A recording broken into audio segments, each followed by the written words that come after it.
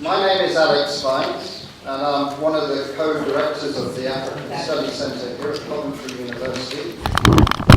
So, His Excellency High Commissioner, Pro-Vice Chancellor, the African Studies Centre at Coventry University plays an important part in the life of this university, in research, in events, and particularly through the students. Today we see in this audience the role that Kenyan students play in this life of the university. And celebrating 50 years of Kenyan independence is a powerful reminder of how things have progressed and the importance of Kenya in the life of this university, but in universities in general in the United Kingdom. I'm really excited to be here today to talk about Kenya. It's a country where, after graduating, I got my first post, a British Academy-funded scholarship at the British Institute in Eastern Africa in Nairobi. It's a long time ago now for me, but it allowed me to travel across Kenya, learn to like ugali, become adept at being not completely crushed when sitting in matatus, and realise that when I was asked who was my tribe, I kind of considered, well, it's got to be my football team. I'm sorry, it's not Coventry City, but my co-director Simon Massey does support Coventry. He's just there. I've been back to Kenya a number of times since, and really the pace of change is dramatic, as you all know. Each year, change happens, and it seems to get faster. But today I wanted to reflect in this speech, as the one non-Kenyan on the programme, to talk about the future, but also let's just consider some of the key facts from independence and compare with them today. There are many good things that have happened, but there are some things where there are challenges still that you, as young Kenyans, are going to have to play an important role in transforming. Well, population. Kenya's population has quadrupled since 1963, since independence, growing from 8.1 million people to 43 million today.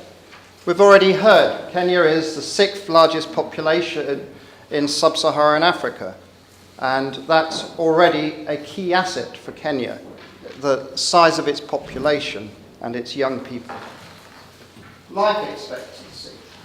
Life expectancy has risen from 48 years in 1963 to 60 in 2011 and continues to lengthen. So it's moving already, it's moved above the average in sub-Saharan Africa. But the point I'd like to make is life expectancy in Kenya today remains the same as in the mid-1980s. So clearly that's one area in terms of global health, infrastructure, and things that we need still to focus on. The economy. We all know that Kenya is one of Africa's line economies, according to business commentators. It's East Africa's largest economy, and Kenya has set ambitious targets to become a middle-income country by 2030. If you look at 1963, Kenya's gross national income, GNI as it's called per capita, stood at $100. By 2012, it was estimated at 850, so a significant growth. How about poverty? Poverty levels clearly remain high in Kenya, and I think we all have to accept that the country is unlikely to meet the Millennium Development Goal to halve extreme poverty by 2015. That's only next year now. The most recent data suggests around 45% of Kenyans' population live still less on $1.25 a day, and more than 65% on less than $2. So although there's been progress since 2000, an estimated 52% of people live less than 1.25 a day. More people live in Kenya today than they did in the early 1990s. And that poverty, I would suggest, is one of the key things that we all need to work on still. How about health?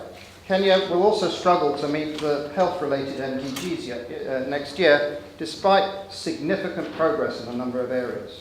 Child mortality, for example, has dropped significantly since independence. In 1963, 175 children were dying per 1,000 live births. By 2011, that figure had fallen to less than 73.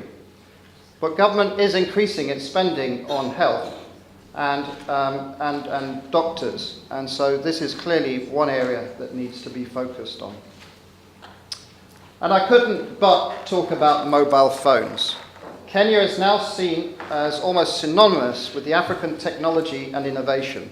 Stories about the growth of mobile phone use and related innovations such as M-Pesa, which allows people to transfer money using a mobile phone, has played a large part in this. In 2012, there were more than 71 mobile phone subscriptions per 100 Kenyans. That's significantly more than any of your neighbours, which the figure is 57, and the sub-Saharan average, which is 53. In this context of the past half century, however, mobile phone use is still a new phenomenon, but really Kenya is leading the way. Mobile technology and how transformative have been is truly strategic. So I've compared 1963 with today. Some gains, some things that still need doing. How about looking forward? Of course, that's what we're here today to do. Well, Kenya is well placed to benefit from the unfolding hydrocarbon story in East Africa, which the Pro-Vice Chancellor already talked about. And it enjoys a status as the commercial and infrastructure hub of the region. Absolutely, Kenya is the most diversified economy in East Africa, where growth is expected to range from 5.5 to 6% in the next few years. Medium-term growth outlook for Kenya is promising. Kenya has been, in recent years, lagging behind some of its neighbours when it comes to growth, although this speaks more to the impact of recent investment in the region because of the significant oil and gas discoveries in neighbouring countries like Uganda, Tanzania, and Mozambique. Kenya has also had lower GDP growth than the sub-Saharan African average in recent years, but this actually is a lag from the political problems following the elections in 2007, high oil prices, and the euro crisis, which, as you know, Europe remains Kenya's biggest trading partner. That is now moving away, and all the indicators are that Kenya's economy is improving. A major part of the Kenyan government's infrastructure plans revolve around building railways and infrastructure, including upgrading Mombasa, railway lines to neighbouring states. The first stage between Mombasa and the Nairobi railway line recently opened, and it's intended to supplement and upgrade an old colonial line. These are just part of a package of infrastructure projects, including rail, road, ports and energy, that have the potential to allow freight to move around East Africa more effectively than it does now. Really, this will help Kenya and Kenya to cement its position as a regional hub, and also allow the Kenyan economy to withstand those external shocks like the drop in demand for exports from the Eurozone experienced in recent years. This is clever economical planning. Chinese finance obviously cannot fill the whole gaps and needs of Kenyan infrastructure alone, which is why the government is also looking at other initiatives, such as it's planning a new Eurobond for infrastructure projects. This Eurobond issue could be as large as 1.5 billion and is planned for this year. Okay, the scale of Kenya's development task is still daunting, but the issue of a Eurobond will send a positive message to international investors, particularly investors that do need to be reassured after the Westgate attack and other challenges that the Kenyan government faces. Hydrocarbons, as we've heard, are another factor in Kenya's potential. Tullow Oil claims that there are 2 billion barrels of oil along the East African rift. And so oil will be, and gas will be part of the future story of Kenya. It hasn't been part of the story up to now. But I think oil will only be part of the story. What we're seeing about Kenya is that it has a diversified economy, and the fundamentals are about agribusiness, about telecoms, and about regional infrastructure. So the potential in Kenya is huge, and with the best infrastructure and most diversified economy in the region, Kenya is really well positioned to prosper in the future. but it must focus on delivery now. The fundamentals are there, but it needs delivery, and delivery needs skilled Kenyans to do it. And that's why we're all here at Coventry University today, because this is about realizing the potential of human capital. Abundance of human beings in Kenya is clear. There are plenty of Kenyans ready to work. But putting the country's swelling working age population to work has to be the government's key priority. If the exports and manufacturing and industries are ready to take place, that requires Kenyans. The hope is that declining competitiveness from labour markets like China's will lead to businesses relocating to Kenya to take advantage of skilled and cheaper labour in Kenya. This is part of the Kenyan government's Vision 2030, which we may hear more about later. That was originally launched by the coalition government in 2008 as a development blueprint. It envisages Kenya rekindling its ancient status as a trading centre and becoming a trading hub of Africa. President Uhuru Kenyatta is all too aware that such a grand vision relies on adequate infrastructure, which is why there's such an emphasis on infrastructural development currently. And part of that is about, therefore, education. Education is absolutely key, and partnerships, including with the University of Coventry and other universities in the UK, are truly strategic. My view is that the challenge for the future, however, is building a technological foundation for economic transformation. Probably Kenya's most important technological achievement, as I've already mentioned, was pioneering the world's first mobile money transfer system. The transformative innovation is part of a larger revolution in mobile banking that is globalizing. Kenya is leading the world. This is a global technology with implications way beyond the shores of East Africa. In fact, Kenya has contributed to the global mobile wallet market that is expanding exponentially. The market is projected to be 5.2 billion in 2020 and will be driven by the rapid adoption of smartphones.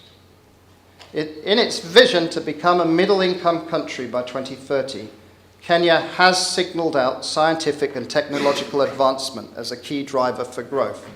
Achieving this growth will require the country to do in other sectors what it has done in mobile money transfer and allied financial activities. Hey, Kenya can do it. That's what M-Pesa has shown. Kenya has the ability to be world class. You as students here in this audience today have that ability to be globally competitive. So not only doing jobs in Kenya, but picking up jobs anywhere in the global economy and then bringing your skills back to Kenya. The first step for Kenya, in my view, is to consolidate the gains already made in mobile technology. There are already plans underway to promote innovation in mobile technology, but these efforts need high-level political commitment to define the country as a world leader in the extension of mobile technology to other sectors.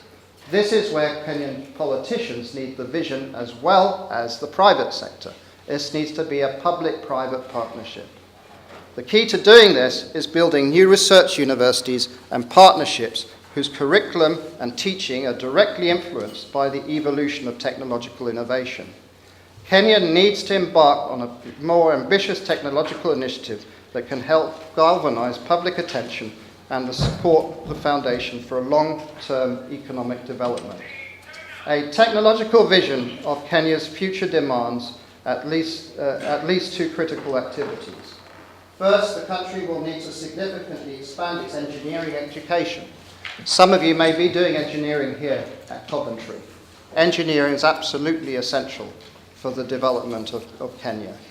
One way to do this is also to upgrade engineering-based training institutes in inline ministries into graduate training institutes or research universities, or have partnerships such as those that are with universities in the UK.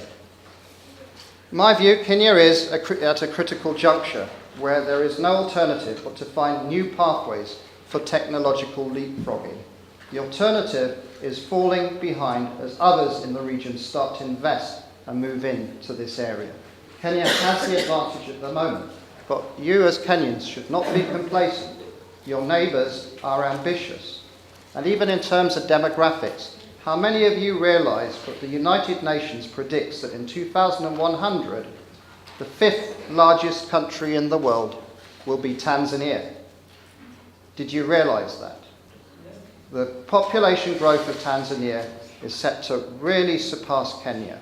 So you'll have you'll have India as the 1st largest country in the world, the 2nd will be China, the 3rd will be Nigeria, the 4th the United States, and the 5th Tanzania on current projections. So don't be complacent. You need to work hard at the moment.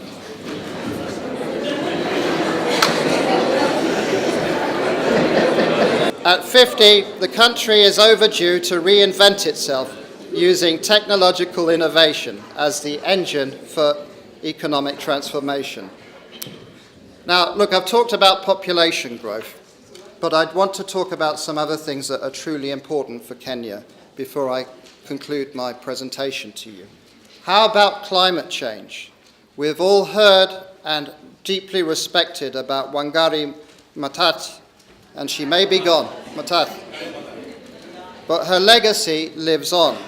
In the next 50 years, there will be an increased demand for the Earth's resources, both renewable and non-renewable. We are yet to get a replacement for oil and rare earth metals, for example. Even renewable resources, and you know this better than anybody in Kenya, like water and trees are getting depleted. That was what Wangari was advocating, how to make resources sustainable.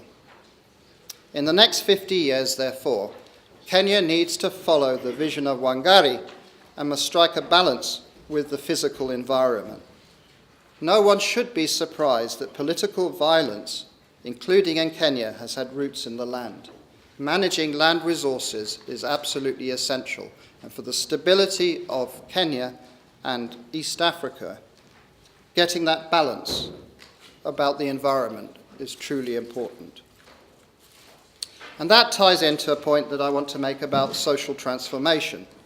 Transiting from a society that's valued kingship, neighbourliness, and a sense of community to one based on a nuclear family has its challenges. There are initiatives in Kenya that are truly important. The Nyumba Kumi and community policing are trying to deal with these. The Kenyan government is supposed to take care of the functions of traditional society, like security, but it's returning some of these to the community. The African Studies Centre here at Coventry University, its previous director, Professor Bruce Baker, has been one of the world's authorities on community policing and non-traditional policing. He continues to lecture at this university on this, but actually innovative ideas of community policing and how to provide better security for citizens is something that I think learning, including from the work at this university, can help. Because in the end, just as we see in the UK and other countries around the world, inequality is a major challenge that also can hold back development. A society plagued by high inequality is often unstable. How many of you, when you go to Kenya, see more and more houses with really tall perimeter walls, topped by razor wires that often look like battlefronts? That is an issue that clearly suggests that there is inequality and people are afraid. We need to look in the long term, beyond 50 years. Investing in the next generation goes not just about the education that you are taking here at Coventry today. There must be the issue of the value of hard work, patience, persistence, and personal responsibility. It's not just about waiting for governments to provide jobs, but it's what the Kenyan private sector can do, what partnerships can do in a globalized economy. The university here at Coventry has been grappling with these big challenges and their impact on Kenya's future growth potential. I don't know if many of you are aware, but a small team of researchers from Coventry University travelled to Kenya in 2013 to conduct research on community tensions, dialogue, and peace-building practices in Kenya and the East African region.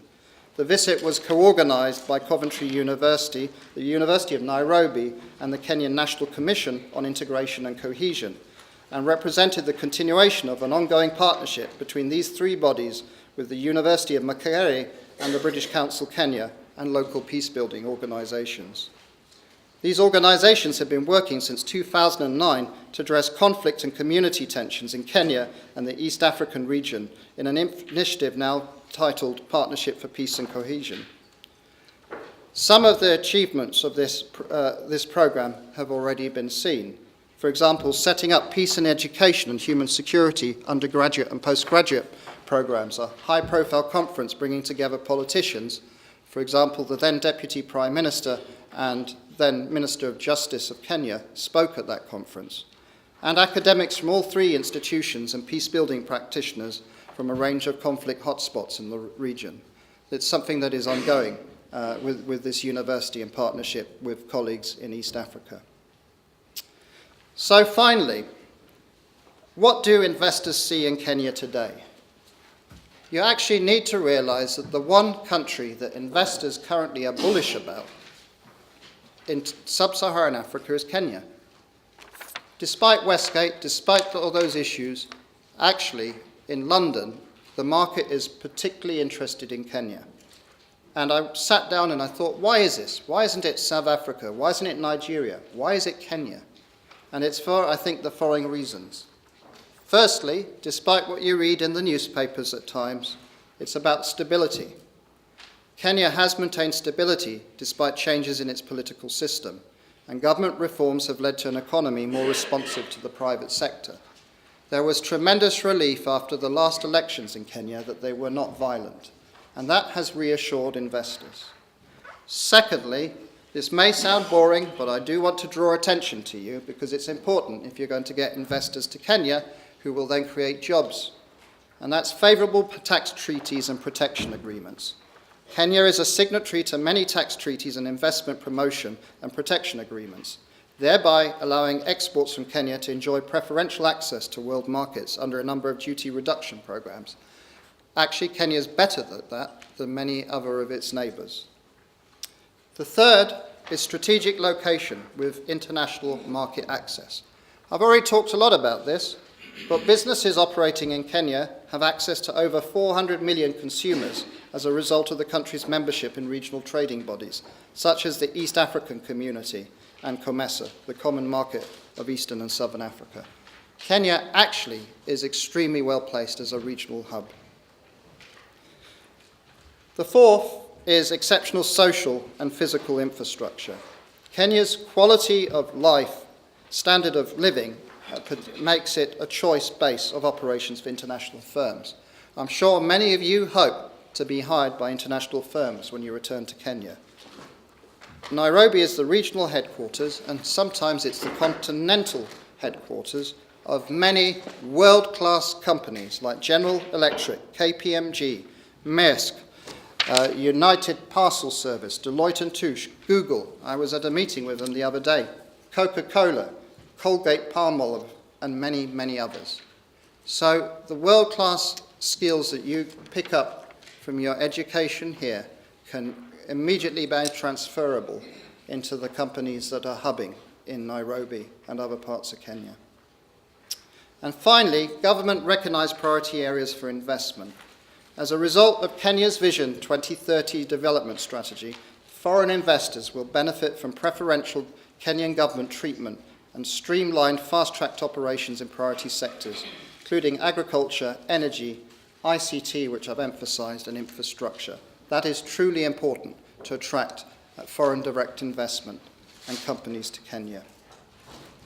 So, I'm almost over. What is my conclusion? My conclusion is that the next 50 years could see Kenya transformed.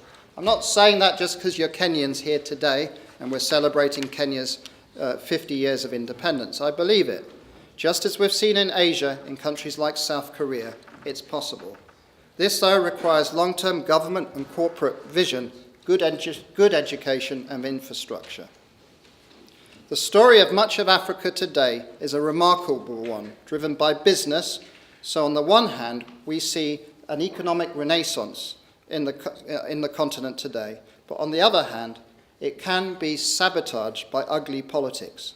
Take South Sudan and the crisis there currently. That's all about politics. Mali, Central African Republic. The question will be, sustained growth, how long can it continue to lead to structural transformation? Will it see the job creation and will it see the manufacturing that's needed? Of all countries that I look at, and my job is to look at the whole of sub-Saharan Africa on a daily basis, I see Kenya as the key economy best primed for takeoff.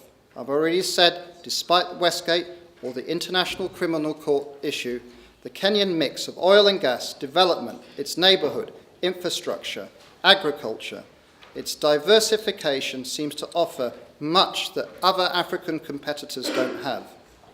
So my final message to you is study and work hard, and then you may well achieve the true uhuru, making Kenya a middle-income country by 2030.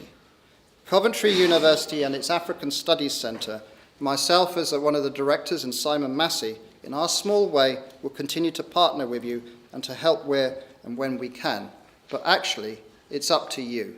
It's your own hard work and your own skills that will lift Kenya to being middle income and being a successful country for your children and your grandchildren. Thank you very much.